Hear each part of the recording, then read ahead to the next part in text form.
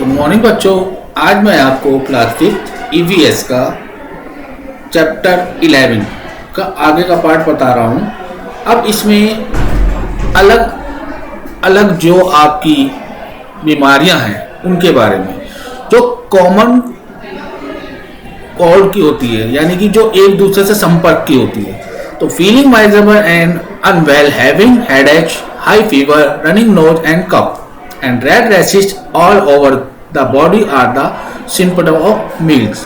measles की feeling के लिए भी अगर आपका स्वास्थ्य बिल्कुल अच्छा नहीं है, हेडेक सर दर्द है, हाई फीवर है, या नाक बह रही है, या खांसी हो रही है, या लाल लाल धब्बे हो रहे हैं ऑल ओवर बॉडी, पूरे शरीर में, तो ये measles के लक्षण होते हैं। A vaccine given in childhood may protect us from measles। अगर हम इसकी वैक्सीन को अपने बचपन में ही लगा लेते हैं तो हम इससे बचा जा सकता है। द ट्रीटमेंट ऑफ मील्स, यानी कि मील्स का जो उपचार है वो विटामिन ए की कमी को पूरा करके आ मेडिसिन ऑफ 4 to 2 दिनों तक स्टार्टिंग एज सुन एज, जल्दी से जल्दी डायग्नोस्टिक में कर देते हैं। The treatment has shown decrease the risk of blindness and death. अगर इसका ट्रीटमेंट नहीं करते, इसके ट्रीटमेंट में अगर हम कमी करते हैं तो यह हमारी आंखों के लिए रिस्क है और इससे डेथ भी हो सकती है। डिप्थीरिया।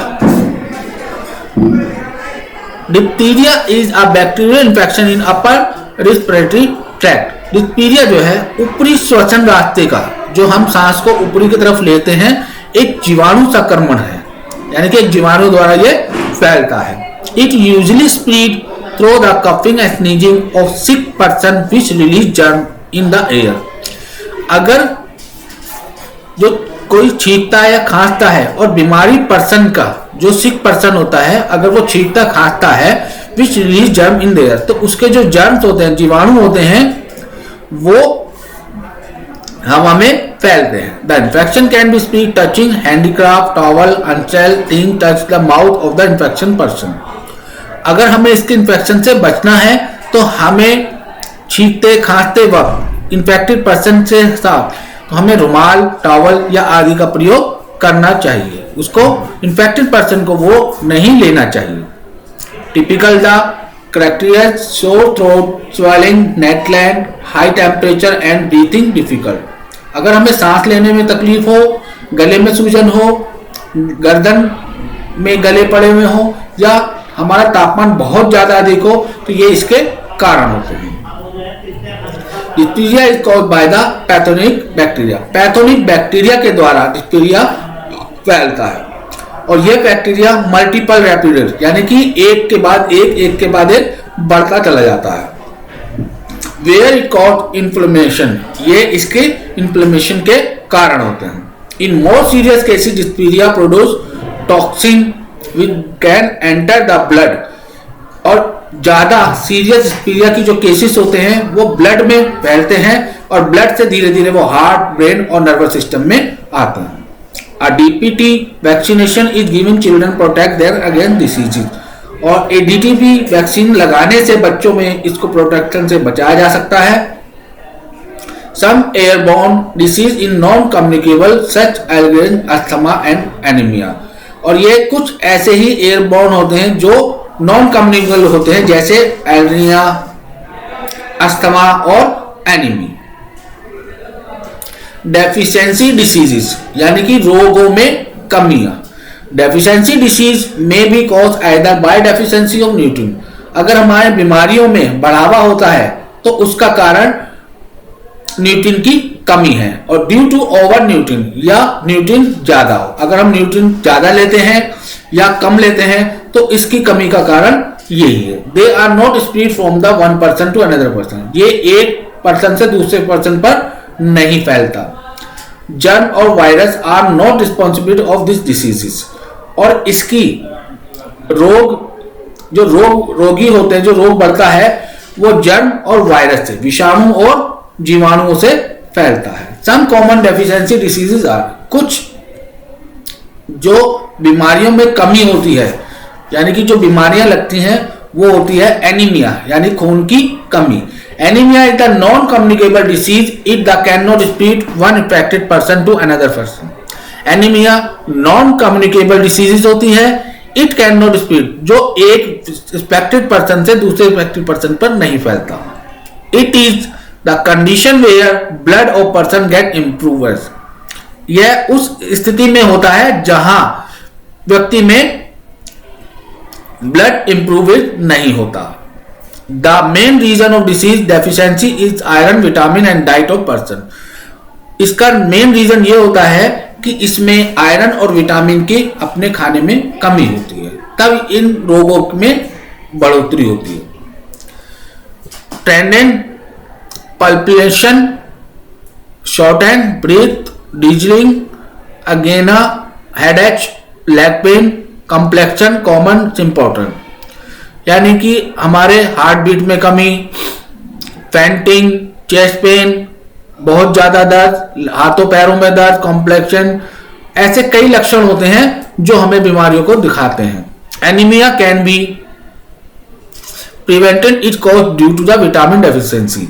एनीमिया जो है वो डेफिशिएंसी विटामिन की कमी के कारण या आयरन की कमी के कारण होता है। They can be done include deficiency nutrient in diet, अगर हम अपनी डाइट में न्यूट्रिएंट्स को कम करते हैं तो ये बढ़ता है।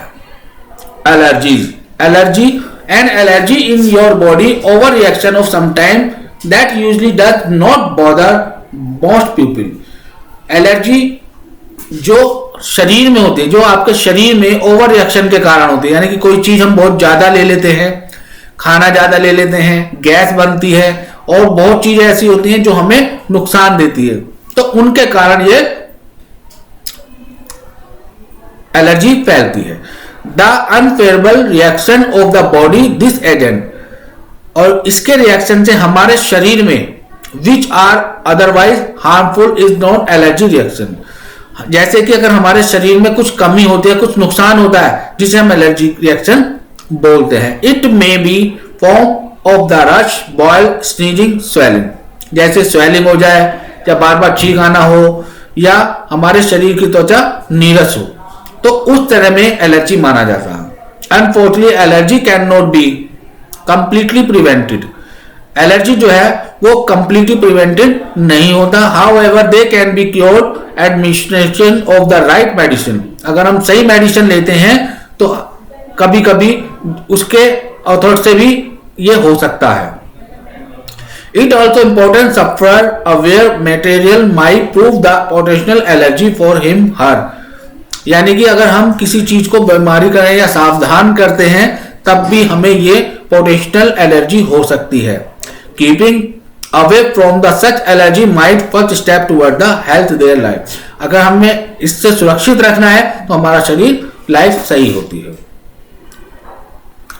अस्थमा यानी कि दमा, asthma is also caused by the allergy reaction, ये भी एलर्जी रिएक्शन से होता है। People who suffer from the chronic condition are said to asthma, यानी कि अगर किसी को ज्यादा खाना या कुछ इस तरह की बीमारी लगती है तो वो अस्थमेटिक कह सकते हैं। आ पर्सन है डिफिकल्ट ब्रीथिंग, जैसे सांस लेने में दिक्कत हो, at the wind pipe swell reaction, या हमारे गले में इंफेक्शन हो, तो वो एलर्जी छोटे छोटे स्थान से बढ़ती चली जाती है। The patient get asthma attack when expose allergy, और पेशेंट को अस्थमा का अटैक तब होता है जब उसे एलर्जी होती है।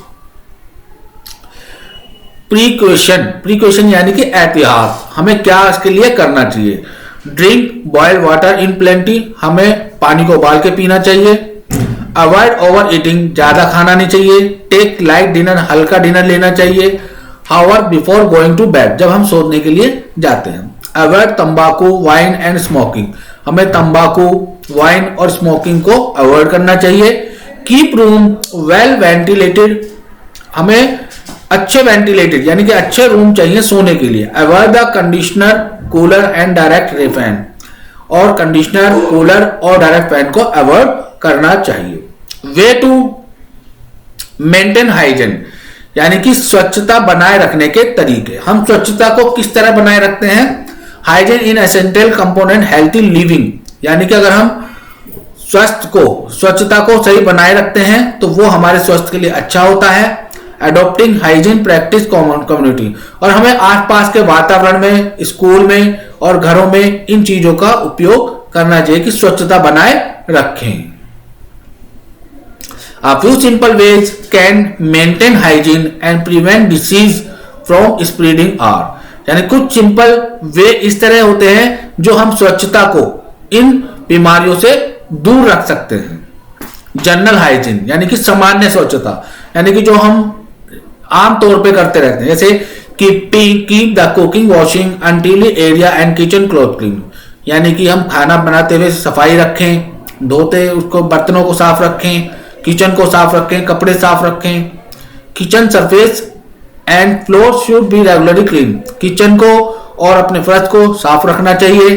Kitchen left dirty in night attract insect, अगर किचन हमारा गंदा छोड़ देते हैं तो रात में वहां पर कीड़े मकोड़े मच्छर आ जाते हैं जो इन्फेक्टेड करते हैं। Try and keep your kitchen free of rat cockroach and fly, और अपने किचन को रैट कॉकरोच और फ्लाई से बचा के रखना चाहिए। To keep neat and clean bathroom, अपने बाथरूम को बिल्कुल साफ सुथरा रखना चाहिए। स्टिक लिक्विड सोप इंस्टेड, उस पर स्टिक साबुन की तरह रखनी चाहिए। And does not stick surface cause unwanted soap scam, फालतू जगह पर पानी नहीं फेंकना चाहिए। वाइप टॉयलेट सीट को साफ करते रहना चाहिए। Clean and dirty surface with the sanitary wipe bleach water solution, और उसको वाटर से ब्लीच करते रहना चाहिए। पाइपों को साफ करते रहना चाहिए। Keep bin to throw sanitary napkin और डायपर सैनिटरी नैपकिन को डस्टबिन में ही फेंकना चाहिए। तो आज मैंने ये लेसन 11 आपको करवाया है, तो ये आपका लेसन 11 बिल्कुल कंप्लीट हो गया है। इसे एक बार और आप इसे पढ़ेंगे अच्छी तरीके से, ध्यान से। बाकी आगे की एक्सरसाइज, इसके नोट्स वगैरह मैं आपको तैयार करके भेजूंगा। Thank you.